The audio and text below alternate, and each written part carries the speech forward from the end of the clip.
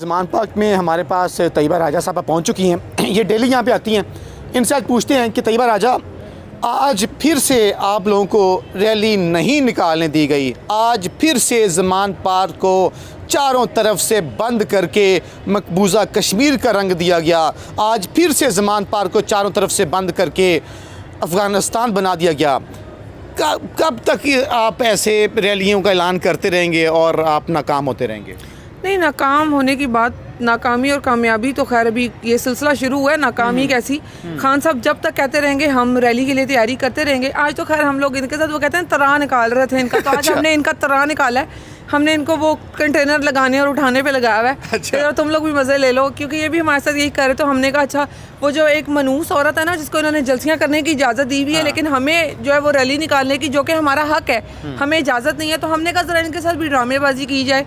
तो हमने इनके साथ भी ना वही थ्रिल लगाया हुआ है कि ठीक है आप कंटेनर रखें, उठाएं। प्रैंक हो गया, प्रैंक कर रहे हैं, वही कर रहे हैं, अब और क्या करें। मतलब आप देखें कि इनके बाप का मुल्क है ना, कि जब हम कहेंगे कि जी कि अवाम क्या चाहती है तो आप दफ़ा 144 लगा देंगे।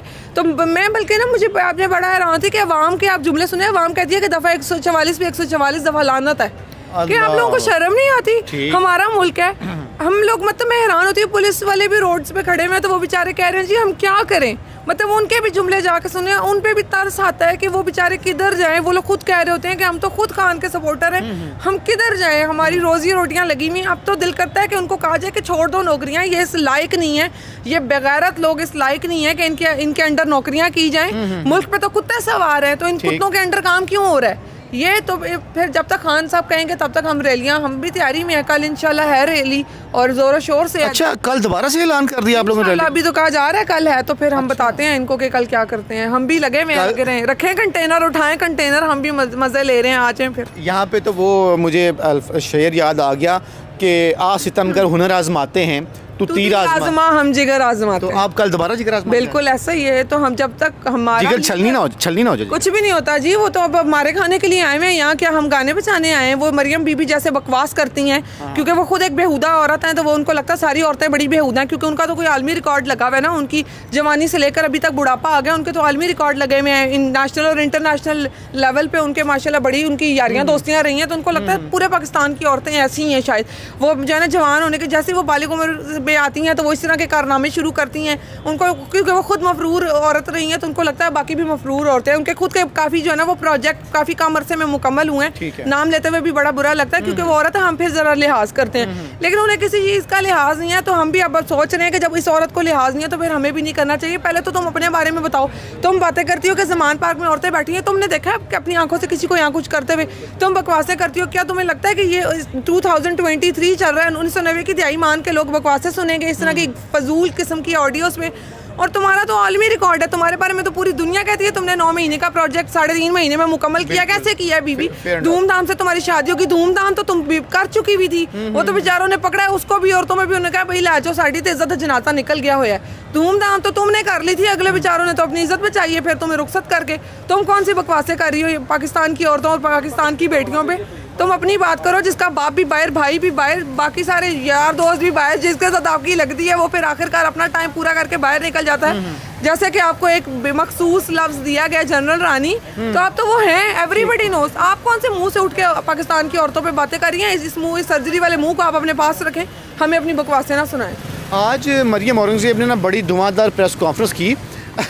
मरियम औरंगज़ेब इनकी फैमिली मेम्बर हैं, तो उसने ना वो बातों में बेचारी मान गई है कि हाँ वो जो ऑडियो है ना मरियम नवाज़ की, वो ठीक है। मतलब मान किस तरह गई उसमें, उसको उसके अल्फाज अच्छे साबित कर रही थी कि हाँ मरियम नवाज़ ने कौन सा इमरान खान पे कत्ल का इल्ज़ाम लगा दिया है। उन्होंने एंगल दिया, तो अंकल से एंगल ले रही थी। एक तो अंकल का बता दें कौन हो सकते हैं, और एंगल ये मतलब ऑडियो भी मान गई। मसला ये है ना, इनके इतने सारे अंकल हैं कि हम लोग खुद भी कंफ्यूज हो जाते हैं बाज़ औक़ात, क्योंकि हमें जिसका वो कहते हैं ना पंजाबी की कहावत है जिन्हों कट्टो वही लाल, तो ये इनके यहाँ भी यही हिसाब है। और मरियम औरंगज़ेब तो बेचारी क्या करें, उन्होंने नौकरी भी हलाल करनी है, पैसे हलाल करने होते हैं। दूसरा वो मियाँ साहब की मुझे लगता है दूसरी बेटी हैं। क्यों? कैसे?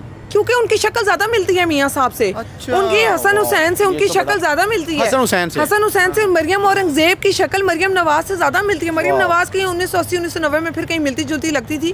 अब तो सर्जरियां करा के जरा उन्होंने अपनी शक्ल हाँ, जरा वो चेंज। मॉडल जैसी करने की Lips भी कोशिश change- की, lips काफी भी कुछ कुछ, किया है। वो तो खैर कोई डर्माटोलॉजिस्ट बता सकता है कि इसने क्या क्या किया हुआ है। आईब्रो पे भी काम शाम सब कुछ किया हुआ है हुआ जी, पूरी मरियम नवाज पेंटिंग, पूरी डेंटिंग पेंटिंग है, बीबी ने सब कुछ किया हुआ है। लेकिन मरियम औरंगजेब बेचारी, उसको भी तनख्वाह इस लेवल की नहीं होगी कि वो बेचारी डेंटिंग पेंटिंग करा सकती। कपड़े तो उसको मुफ्त में मिल जाते हैं, बीबी जी के कपड़े 2-3 दफा पहनने में हो जाते होंगे। तो मरियम औरंगजेब मेकअप तो काफी हैवी किया होता है मरियम औरंगजेब ने भी। उन्होंने भी अपना मुंह तो छुपाना है ना। वो उनकी तरह सर्जरियां थोड़ी करा सकती हैं, इतनी तनख्वाह नहीं होगी। मिलती होगी, बहुत मिलती होगी, लेकिन वो ये जो लोग हैं ना, ये मुंशियों और दाइयों के बच्चे, ये सिर्फ जमीनें जायदादें बनाने पे ध्यान रखते हैं। तो ये मुंह पे इसने नहीं लगाया होगा, मुंह पे सिर्फ उसी ने लगाया होगा क्योंकि उसके पास तो अन्य आ रहा है ना, खुला आ रहा है। लगाई जो बाप का माल है, बाप ने लूट के मुल्क खाया हुआ है, तो लगाई जो अब चाचा बिठा दिया माशाल्लाह से, तो उसको भी खाई जो। अब ये देखें, उसने कहा है कि जी मियाँ साहब को जहर दिया गया था नैब की कस्टडी में। अब ये देखें, चाचे को कहा कि तू केस कर दे। चाचे को भी अच्छा से पता है कि भतीजी कितनी झूठी है। उसने कहा नहीं, रहने दो, केस नहीं खोलना।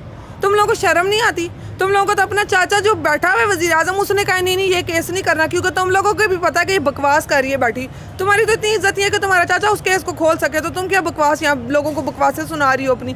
तो ये सारा का सारा हमें काम जाहिल है। और मरियम औरंगजेब तो इनसे ज़्यादा जाहिल है। वो बेचारी दाई की बच्ची थी, उसने वही रहना है। उसको मियाँ साहब कभी एक्सेप्ट नहीं करेंगे अपनी औलाद के तौर पे। वो जितने भी पापड़ बेल ले, उस बेचारी का होना कुछ नहीं। उसको लोग कितने देख रहे थे कि 26-27 लोग देख रहे थे, और भी इनके सारे अपने होने हैं। पहले अवाम को तो देख लो, अवाम तुम लोगों को सुनती भी है, आते हो, भौंकते हो। जब खान साहब की रैली होती है, जब खान साहब की प्रेस कॉन्फ्रेंस होती है, ये डड्डू चार्जर को ला के बिठा देते हैं बकवास करने के लिए। देखता दाखता कोई है नहीं, और कहते हैं हमने तो प्रेस कॉन्फ्रेंस नहीं, की। 4 लोग पीटीवी पे लाइव देख रहे होते हैं। 4 लोग देख रहे होते हैं ना, वो 4 इनके अपने होने हैं, उनमें से एक प्रोड्यूसर वगैरह होते हैं। बिल्कुल वही होते होंगे।